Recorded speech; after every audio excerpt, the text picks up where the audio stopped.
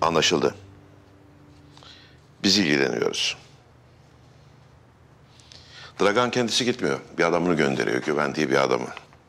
Nerede adam? İstanbul'da bir otelde kalıyor. Yarın uçağa kalkacak. Avrupa'da buluşacaklar. Adamın adı Cevat Güçler. Tamam usta bizde.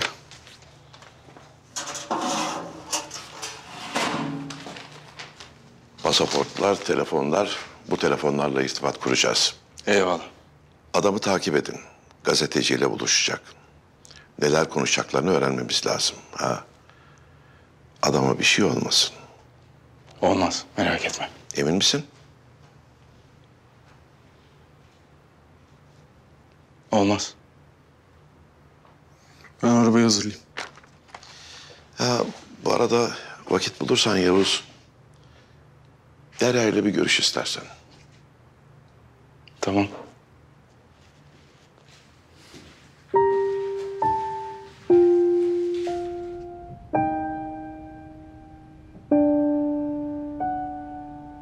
Sağ ol yenge. Afiyet olsun. Sağ ol hocam. İçerideyim ben.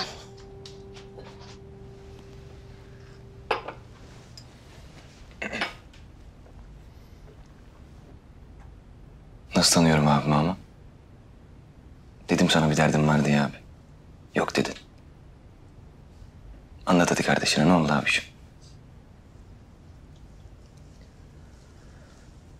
Anlatayım da utanıyorum biraz. Nasıl başlasam bilemedim Çayla. Dümdüz abi, dümdüz bodozlama gir işte. Hapishanede Dragan'ın adamlarıyla çatışırken... aklıma bir anda Melisa düştü oğlum. Nasıl yani abi? Bir saniyelik bir şeydi. O an şehit olursam... bir daha onu göremeyeceğimi düşündüm. Abicim ne güzel işte. Sen harbiden seviyorsun galiba bu kızı.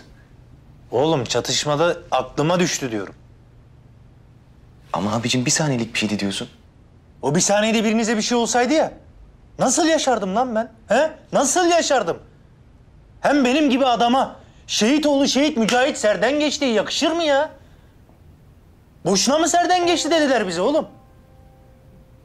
Şehit olacağı günü hasretle bekleyen, bunun için yaşayan bir adamım oğlum ben ya. Cık. Öyle hayatımıza biri girdi diye hemen kafamız böyle allak bullak oldu, gidecek mi ya? Yakışır mı bize? Allah'ını seversen söyle Çaylağım, bu bize yakışır mı ya? Cık. Benim güzel abim. Zaten sıradan biri olsa düşünmezdin değil mi? Sıradan biri değil tabii. Dert de o ya zaten.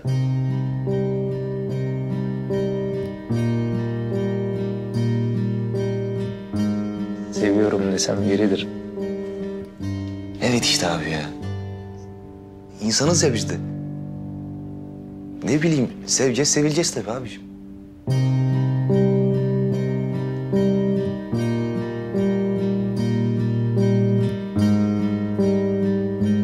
Ama vatan... vatan yücelerin en yücesidir. Yanına, yöresine başka aşk yakışmaz. Neden abiciğim? Ben şimdi vatanımı sevmiyor muyum? Evlendim, aşık oldum, yuva kurdum diye. Ulan her şeyde bir cevabım var ha. Aynı şey mi? Aynı şey tabii abiciğim değil mi? Değil. Ben dümdüz adamım aga. İki sevda bana çok demek. Çatışma esnasında şehit olmaktan başka bir şey düşemez benim aklıma ya. Cık. Var mı lan öyle ne yardan ne serden geçmek? Yakışır mı bize Çaylağım? Allah'ını seversen söyle, bu bize yakışır mı ya? Cık. Tamam abiciğim.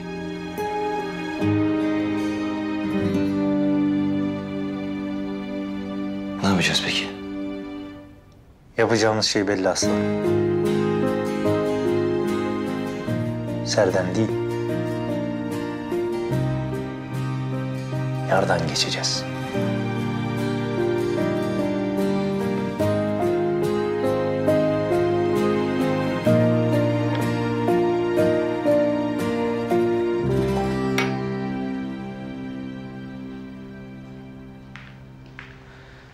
Beyler selam. Ne yapıyorsunuz? Hiçbir şey komutanım. Oturuyorduk öyle. Bir şey yapacak halimiz mi kaldı komutanım? Ben sizi sözünü tutan kardeşlerimiz olarak tanımıştım oysa ki. Nasıl yani komutanım? Bir hatamız mı oldu? Biz Nazlı'ya söz vermedik mi aslanım? Bir an bile umudumuzu yitirmeyeceğiz demedik mi? Haklısınız komutanım. Haklısınız da. Dahası mahası yok oğlum. Sözümüzü tutacağız. Karabatak yaşıyor. Ve bizim ona inanmamıza ihtiyacı var şu an. Biz inanacağız ki Karabatak her neredeyse ona nefes olalım. Güç olalım. Düştüğümüz gibi dimdik ayağa kalkacağız ki o Dragan denen kansıza hak ettiği en ağır cezayı keselim. Anlaşıldı mı beyler? Anlaşıldı komutanım. Emredersiniz komutanım. Hadi çıkıp bir hava alalım ya. Siz de burada kapanıp kalmayın aslanlar.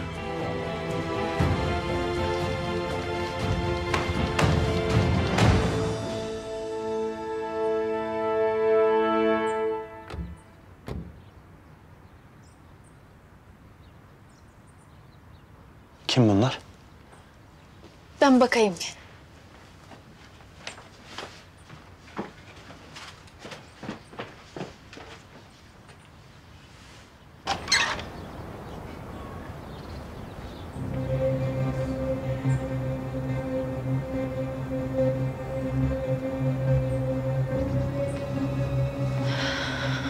İçeride mi? İçeride. Hiçbir şey anlatmadım, seni bekledim. Rolünü iyi yaptı mı? Hem de nasıl? Güzel.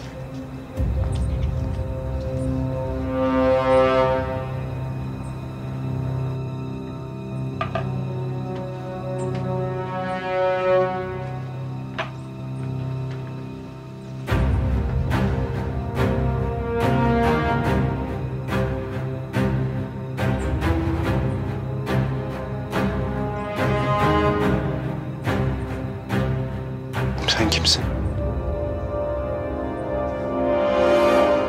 Ne yaptılar sana? Sana ne yaptılar? Beni de mi hatırlamadın?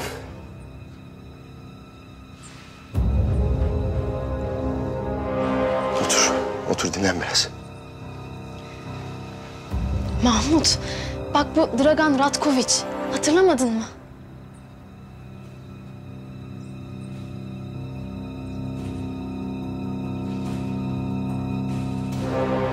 Hatırlamıyorum.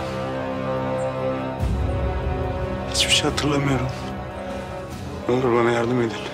Hiçbir şey hatırlamıyorum. Kafayı yiyeceğim. Hatırlayacaksın. Merak etme.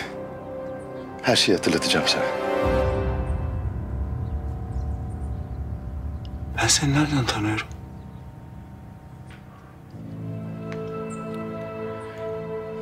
Sen benim dava arkadaşımdın.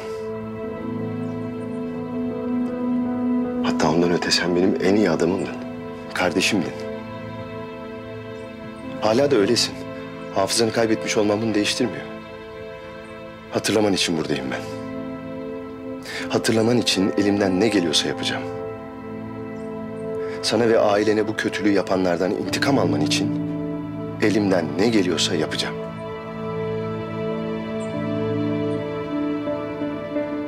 Kim ne yaptı bana? Şuna bir göz at. Bir şeyler hatırlamana yardımcı olabilir.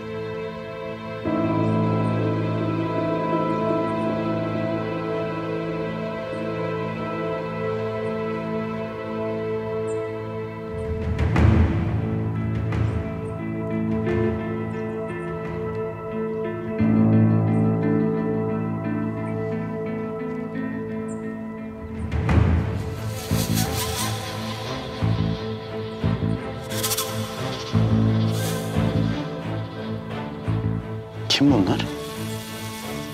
Ailen. Yani ailendi.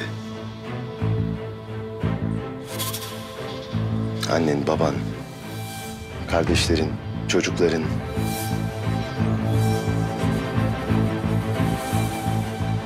Ne oldu onlara? Şimdi neredeler? Şimdi yoklar. Öldüler. Hain bir saldırıda. Hain bir saldırıda hepsini kaybettik. Kim yaptı? Türkler. Bu topraklara özgürlük getireceklerini söylediler. Ama vahşet ve acıdan başka hiçbir şey getirmediler. Hepsi öldü. Geriye sadece karın, kızın ve sen kaldınız. Topraklarınızı almak istediler.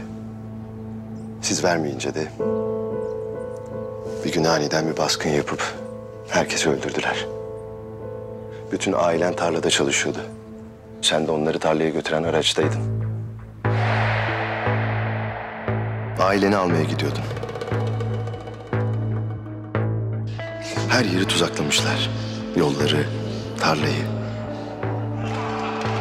Tarlada kim varsa oracıkta öldü. Sen de yolda yakalandın tuzağa.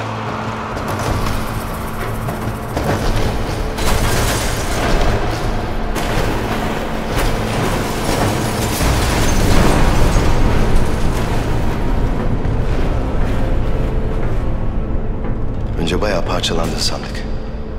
Bayağı bir seni aradık.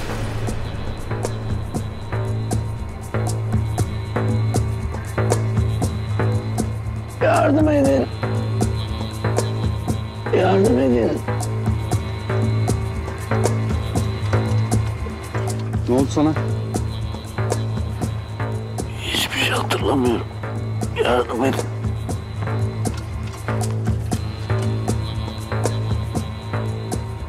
Alo Drakan. Şeron'un yanına sızan adamı bulduk. Ölmüş mü? Yok, yaşıyor. Ama yaralı. Durumu ağır. Bir şey hatırlamadığını söylüyor. Ne diyorsun? Bak bu çok iyi. Sakın öldürmeyin, geliyorum ben. Öyle bir haldeydin ki seni bulduğumuzda. O pislikler seni öyle bir hale sokmuştu ki. Şu an yaşaman bile bir mucize.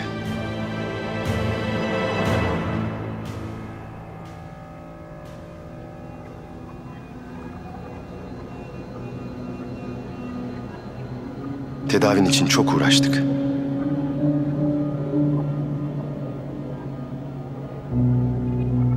Büyük bir sarsıntı geçirmiş. Beyin hücrelerinin iyileşmesi güç. Çok fazla tahribat olmuş. Yaşar ama hafızası tekrar yerine gelmeyebilir. Ben onun hafızasını yerine getiririm doktor. Doktor hafızanın bir daha yerine gelemeyeceğini söylediğinde yıkıldık. Ama yine de yaşıyordun. Bu da bir şeydi bizim için. Sonra ben de doktora dedim ki... onun hafızasını geri kazanması için elimden ne geliyorsa yapacağım. Benim kardeşime bu acıyı yaşatanlardan intikam alması için... elimden ne geliyorsa yapacağım. Hatırlamıyorum hiçbir şey. O zaman da yanındaydım. Bugün de yanındayım kardeşim. Sen şimdi biraz dinlen. Ben tekrar geleceğim, tamam? Rahatsız olma lütfen. Lütfen.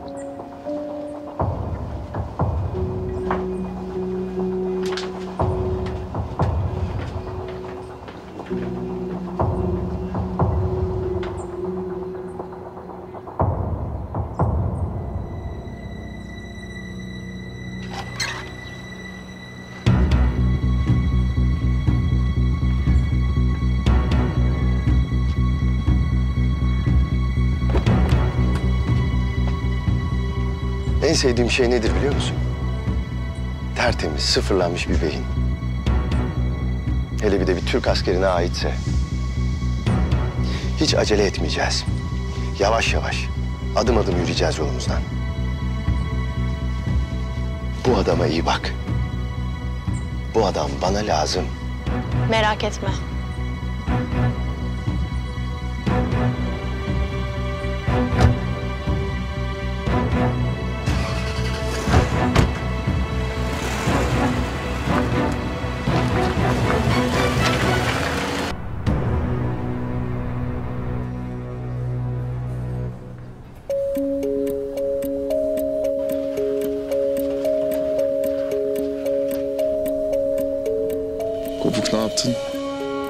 Adamın yemeğini götürüyorum komutanım.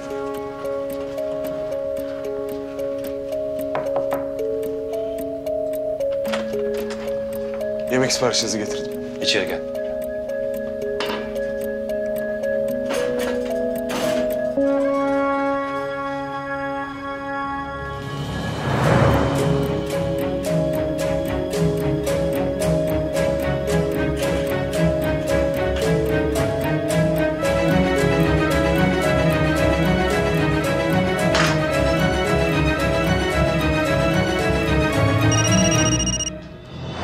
Al şunu.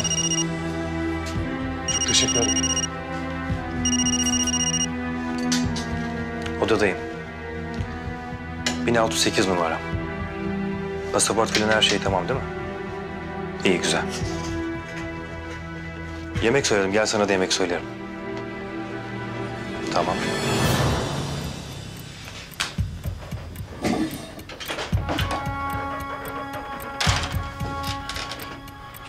Koyamadım dinleyici. Neden? Adamın telefonu çaldı. Buluruz. Başka bir yol mu? Sanırım birini bekliyor, buna pasaport falan getirecek. Güzel. Adı ne? Onu duymadım komutanım.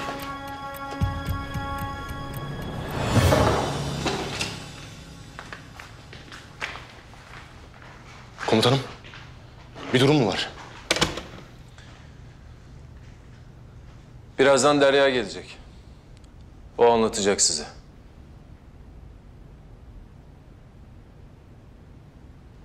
Komutanım, Dragan'ın bu yaptığı yanına mı kalacak? Bununla ilgili bir şüphen mi var yoksa Yiğido? Asla komutanım. Biz hiçbir zaman hesabımızı yarıda bırakmadık. Bıraktık mı Mücahit?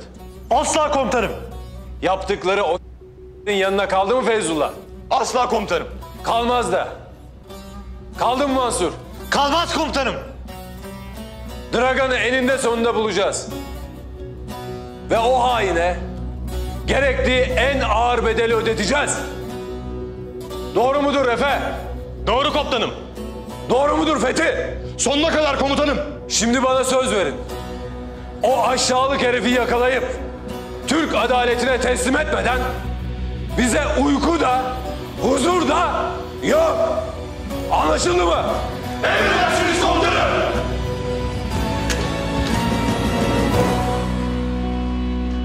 Oturun arkadaşlar.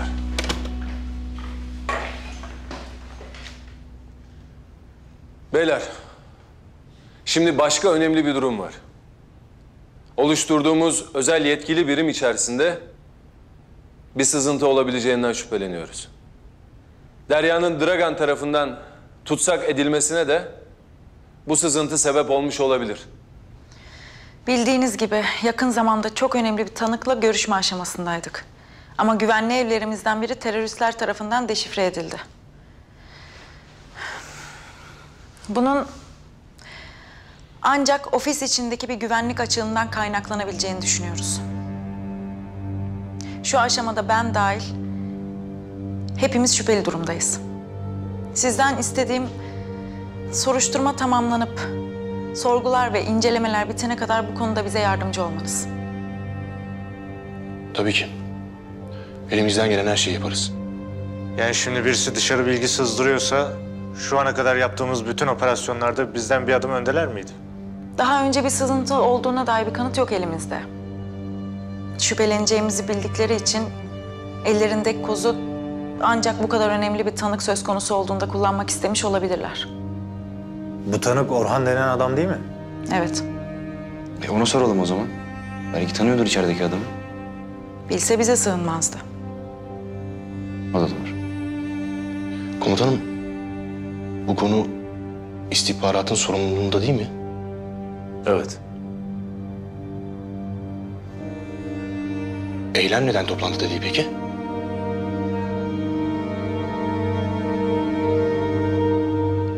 Eylem'in geçmişte aldığı görevler dolayısıyla bu soruşturmanın içinde olmamasına karar verdik. O ne demek? Durumu hepinizin bildiğini düşünüyorum. Eylem daha önceden yabancı bir istihbarat görevlisi olarak çalışmış. Ne var bunda? Eylemden mi şüpheleniyoruz yani? Yok artık. Şüpheli olduğunu söylemedim. Ama geçmişini göz önüne aldığımızda bu soruşturmada yer almamasını uygun gördük. Şüpheleniyoruz demenin kibarlaştırılmış hali yani. Aynen öyle komutanım. Fethi, özel durumunuzu anlıyorum. Ama konuya bu açıdan bakma lütfen. Özel durumun bununla ne alakası var Derya? Ben bir görev arkadaşı olarak konuşuyorum zaten. Şahsen ben timdeki arkadaşlarıma ne kadar güveniyorsam Eylem'e de o kadar güveniyorum. Al benden de o kadar. Ben güvenmiyorum. Bu yüzden de istihbarat kontrespiyonaj sorgusunda hem eylemi hem de tüm birimi sorgulayacak. Bu kadar.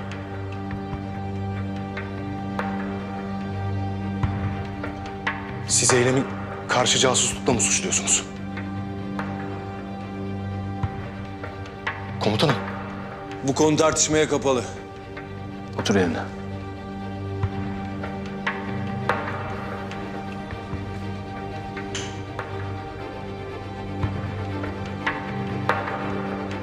Derya nasıl yürütmek istiyorsa soruşturmayı öyle yürütecek. Günün sonunda gerçekleri kendisi de öğrenecektir. Anlaşılmayan bir şey var mı? Emredersiniz komutanım.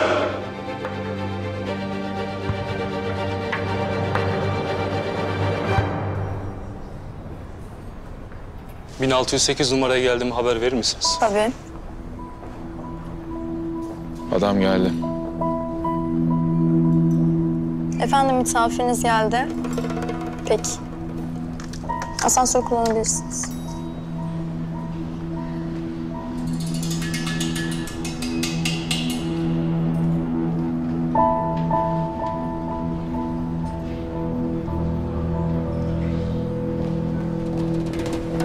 Geliyoruz. Bir şey mi dediniz? Size demedim.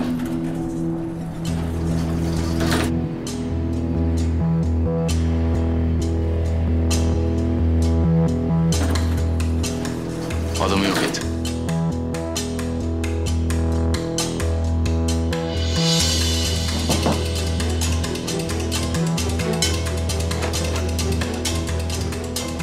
Sen kimsin? Bülent nerede? Takip edildiğinden şüphelendiğinden beni gönderdi. İstiyorsan geri döneyim. Gir içeri.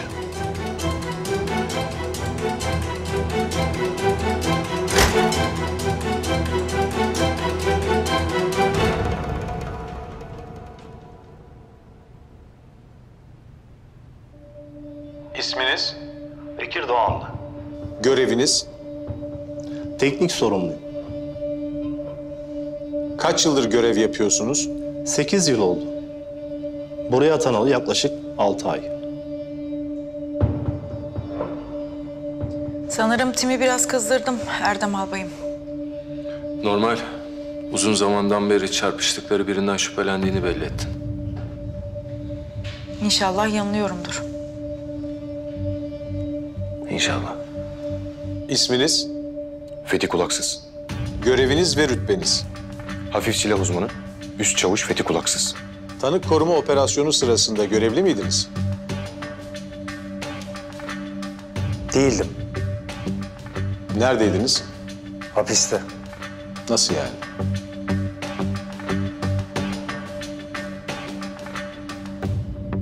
Bir arama kurtarma operasyonu için gitmiştik ama işler biraz karıştı.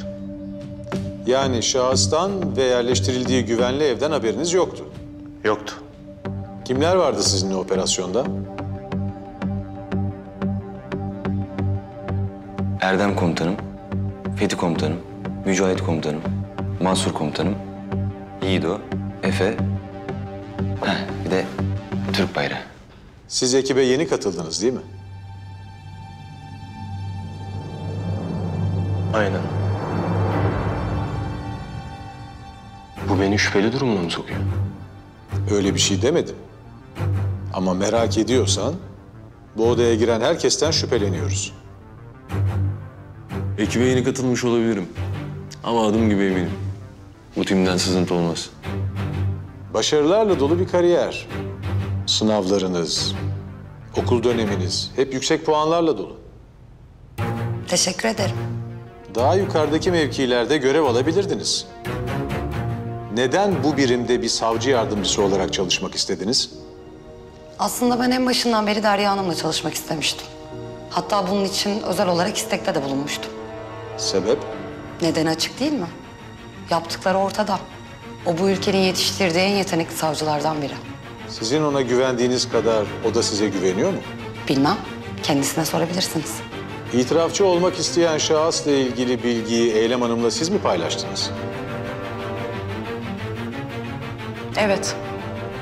Ortak bir operasyon yürüttüğümüz için ben bilgilendirdim. Daha önce geçmişiyle ilgili bilginiz olmadığını rapor etmişsiniz. Doğrudur. Eğer bilseydiniz yine beraber görev almayı kabul eder miydiniz? Geçmişteki görevlerini bilmiyorum. Ama şu an bizim için çalıştığına göre böyle bir karar verilmiş. Benim işim bu kararı sorgulamak değil. Öyleyse Eylem Hanım'dan şüphelenmiyorsunuz. Şu an herkesten şüpheleniyorum. Benim işim bu. Dragan Ratkoviç güvenli eve yaptığı saldırı sonucu sizi tutsak aldı. Güvenli evden değil. Saldırıdan sonra itirafçı şahsı kaçırıp sığındığımız evden. Orhan'ın güvenliği için bazı fedakarlıklar yapmak zorundaydık. Saldırı anında Eylem Hanım yanınızda mıydı? Evet. Ama sığındığınız yere her şey olup bittikten sonra ulaştı.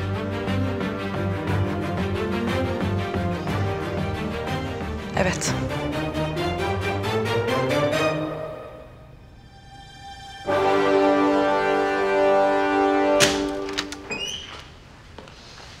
Seni bekliyorlar Eylem. Tamam.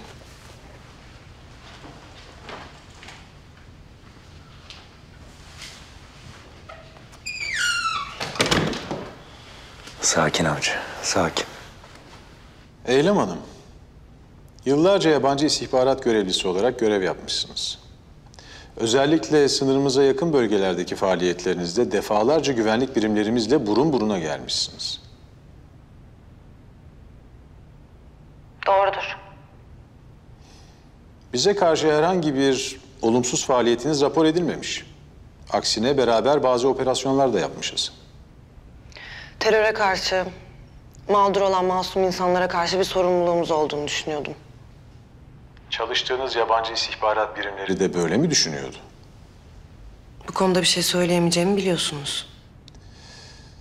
Ama şu anda çok hassas bir durumdayız. Bence biraz daha açık olmalısınız. Bugüne kadar aldığım görevlerin ve yaptıklarımın buna yeterli cevabı verdiğini düşünüyorum. Maalesef. Şu aşamada yeterli olmaktan uzak. Söylesenize. Bu ülke sizin için ne ifade ediyor?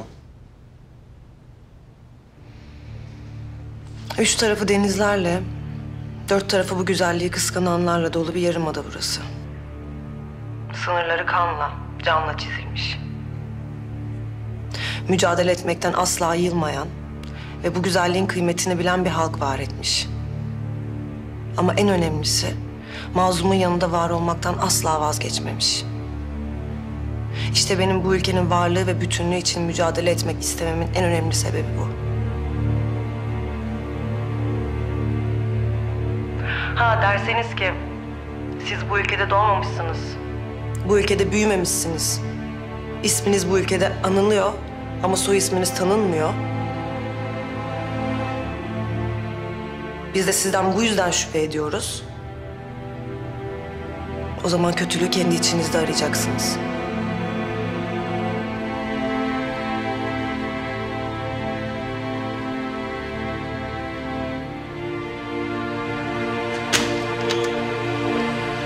Çok yanlış yapıyorsun Derya. Eylem asla böyle bir şey yapmaz. O zaman korkacak bir şey yok Fethi. Öyle mi? Ya sen? Sakin birader. Nasıl olsa her şey çıkacak ortaya. Görmüyor musun ya? Yargısız infaz yapıyor. Sırf yabancı devlete çalıştı diye. Tamam abi bırak boş ver. Biletin, pasaportun.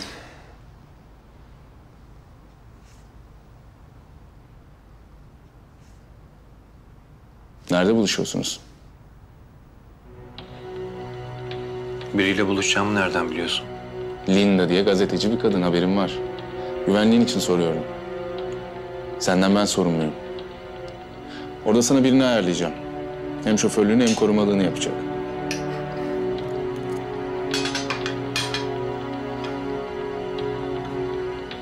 White Spirited diye bir restoranda. Tamam. Havaalanından alacaklar seni. İçecek bir şey var mı? Dolapta var.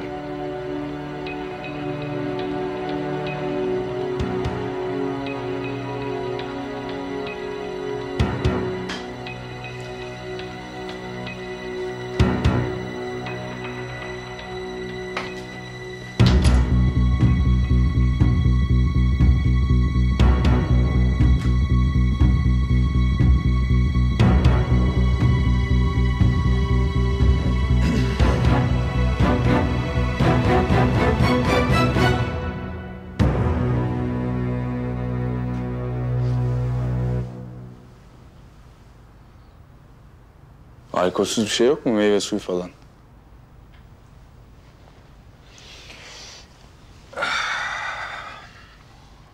Al dolaptan. Neyse boş ver ya.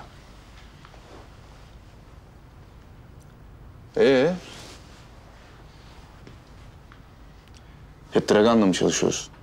Yok. Kim para veriyorsa onunla çalışıyorum. Ama Dragan iyi adam. Ödemelerini sağlam yapıyor. Severim. Daha önce? Daha önceden Derman diye bir manyakla çalışıyordum. Adam ağır manyaktı. Acayip bir şey.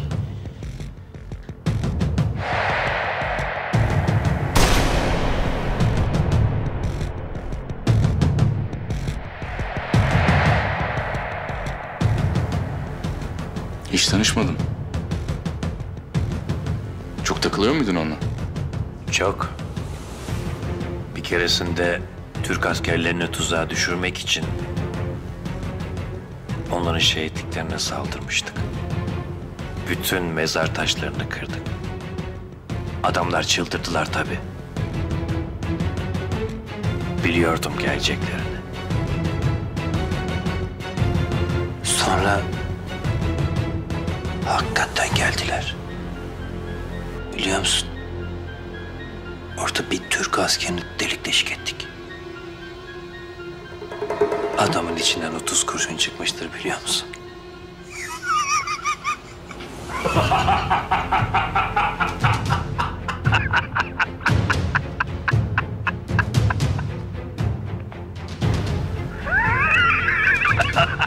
Komutanım sakin ol. Sakın adamın bir şey yapma. Adam bize canlı lazım. Hafız! Hafız! Lan!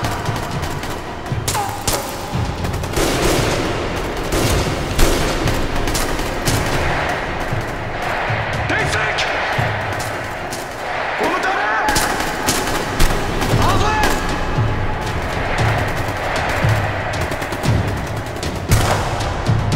Hafız! Buraya gel! Hafız! Komutanım dikkat edin! Sen de oradaydın yani. Tabii oğlum 2-3 kurşun da ben sıkmışımdır. Ne oldu? Bu hikaye pek hoşuna gitmedi galiba.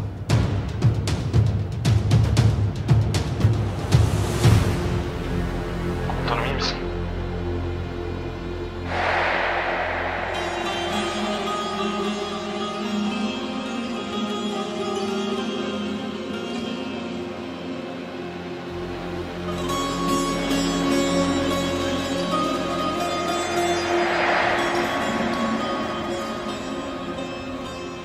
Hafız!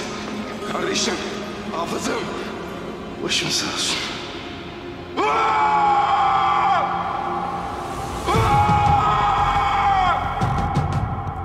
Biliyor musun ben de oradaydım.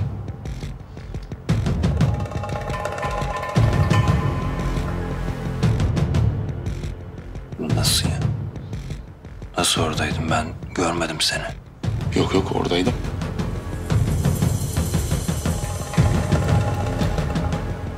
Ne olarak?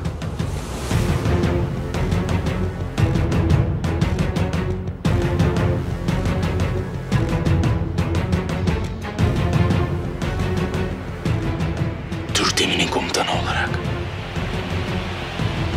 Allah kahretsin. Yavuz Karasu ben.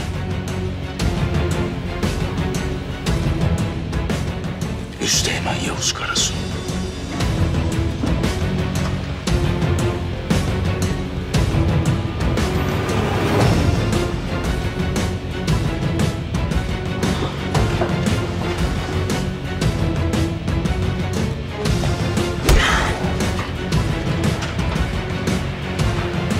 İşte o benim arkadaşımdı. Hatta kardeşimdi. Hayattaki en sevdiğim insandı. Bayrağımız inmesin diye kendine feda etti. Tamam komutanım, adam ölmüş. Oradaydım. Oradaydım. Komutanım. Komutanım.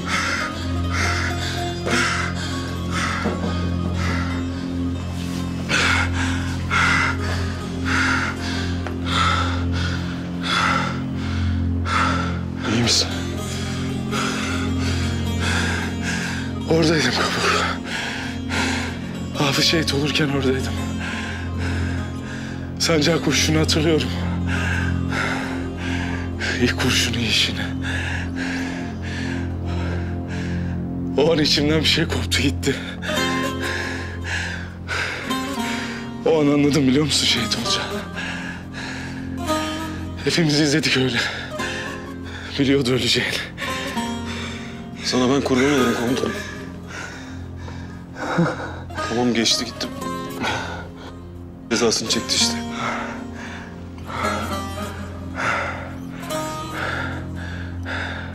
Bana bak sen de ölmeyeceksin değil mi lan? Sen de çekip gitmeyeceksin değil mi lan?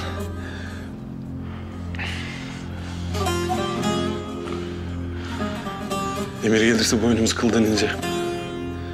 Herkes gidiyor Kabuk. Sen gitme. Tamam. Gitmem komutanım.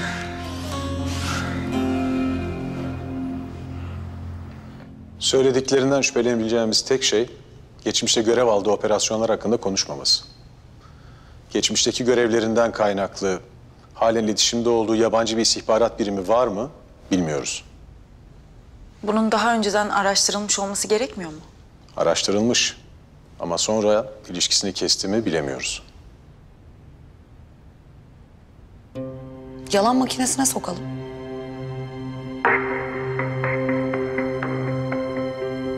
Faydalı olabilir.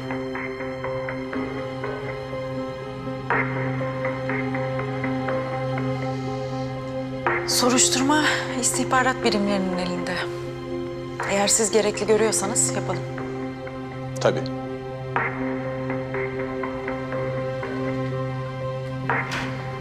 Biraz fazla zorlamıyor muyuz Derya?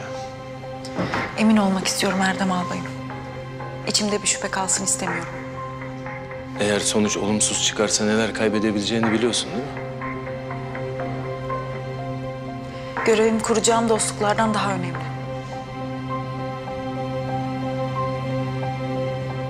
İsminiz, Eylem. soy isminiz, Mersiye. doğum tarihiniz, 1988. gün, ay, yıl olarak alabilir miyim? 25 Haziran 1988. Doğum yeriniz, Fransa. göreviniz, Türk İstihbaratı adına yeni kurulan özel yetkili bir birimde görev yapıyorum. daha önceki göreviniz, Yine istihbarat görevlisi olarak yabancı bir ülke adına çalışıyordum. eylemlerinizin içeriğinden bahsedebilir misiniz? Hayır, Neden? gizlilik gereği. İadem için yapılan anlaşmanın şartlarında bu madde de var. Konuşamam.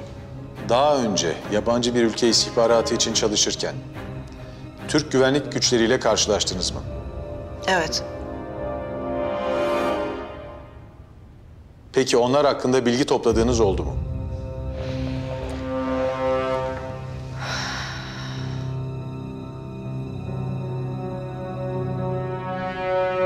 Eylem Hanım, size soruyorum. Daha önce Türk güvenlik güçleriyle ilgili bilgi toplamanız istendi mi? Evet. Görevi tamamladınız mı? Hayır. Neden? Çünkü eğer görevi tamamlasaydım şu an birlikte çalıştığım tim saldırıya uğrayacaktı. Ama görevi kabul ederken bunu biliyordunuz. Evet.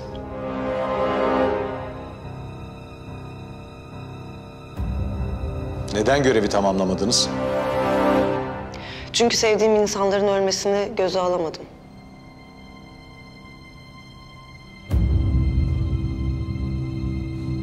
O zamanlar görüştüğünüz, ortak çalıştığınız, sizden bilgi sızdırmanızı isteyen kişilerle ilişkiniz kesildi mi?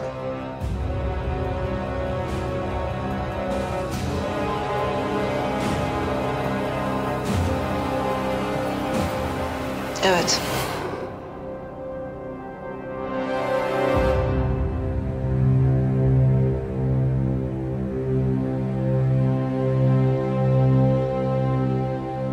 Ne demek oluyor bu? Bilgiyi sızdıran eğlenmiş demek. Hemen gözetim altına aldıracağım. Şu andan itibaren kimseyle görüşemeyecek.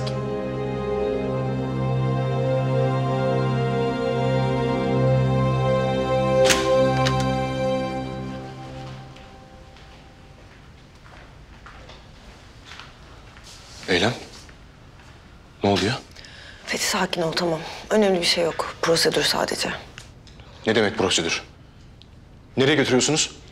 Gözetim altında tutulmasına uygun gördük. Tutuklanacak mı yani? Hayır. Ama soruşturma devam ettiği sürece kimseyle iletişime geçmesine izin veremeyiz. Komutanım, bir şey deyin. Tamam oğlum. Zorlama bu kadar. Gereken neyse o yapılıyor. Gerçekler er ya da geç ortaya çıkacaktır zaten. Bunu yapanı bulacağım. Gerçeği herkes öğrenecek.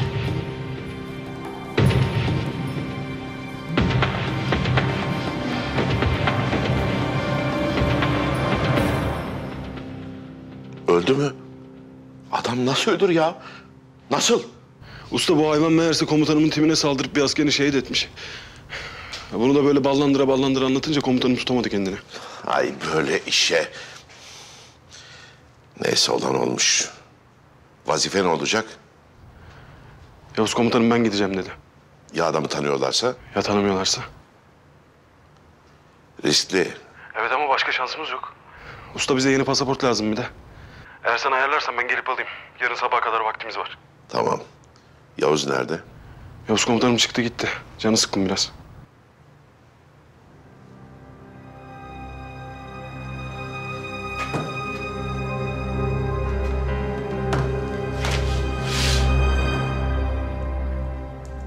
Çok üzüldünüz. Üzüldüm tabii. Burada dostluk kurabildiğim tek kişiydi. Birçok şeyimi paylaştım onunla. Hepsi sizin güveninizi kazanmak içinmiş demek. Öyleymiş.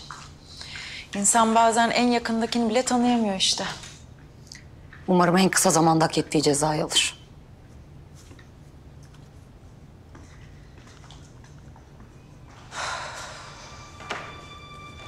Bunlar ne Sayın Savcım? Orhan'ın sorgusu sonrası ulaştığımız bazı belgeler. İşe yarar bir şey var mı? O kadar zahmete değsin. Birçok projeyle ilgili bilgi mevcut. Sınırımızda kurulması planlanan terör devletinin oluşum aşamaları gibi. Başka şeyler de var ama çözmek için istihbaratın incelemesi gerekiyor. Benim de gözden geçirmemi ister misiniz? Gerek yok. İstihbarat detaylı bir rapor sunacak zaten. Nereye götürecekler? Bu sefer güvenli bir yer olsun bari. Riva girişinde güvenli bir bina var. İnceleme bitene kadar bilgiler orada saklanacak. Yalnız bu bilgi dışarı çıkmasın lütfen. Merak etmeyin Sayın Savcım. Böyle bir dönemde bu konuyu sizden başkasıyla konuşmam. Ben de bir tek sana güveniyorum zaten. Yalnızca sen ve ben biliyoruz bu meseleyi. Ona göre. Merak etmeyin. İzninizle.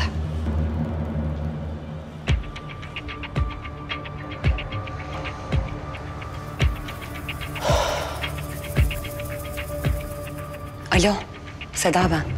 Sizi dinliyorum Seda Hanım. Önemli bir durum mu var? Orhan'a kaptırdığınız belgeleri buldum. Bu çok iyi haber. Nerede hemen gelip alalım. İçeriden bilgi sızdırıldığını biliyorlar. Sizden mi şüpheleniyorlar? Benden şüphelenseler bu bilgiyi nasıl edineyim? Çok uğraştım üzerimden şüpheyi atana kadar. Ama bu bilgiyi size verirsem kimliğimi daha fazla saklayamam. Sizi ülkeden hemen çıkartırız. Yeter ki belgeleri alalım. Ben gerekli görüşmeleri yapıp size bilgi vereceğim. Benden haber bekleyin. Siz bana adresi gönderin yeter. Ben belgeleri alırken siz de valizinizi toplamış olursunuz.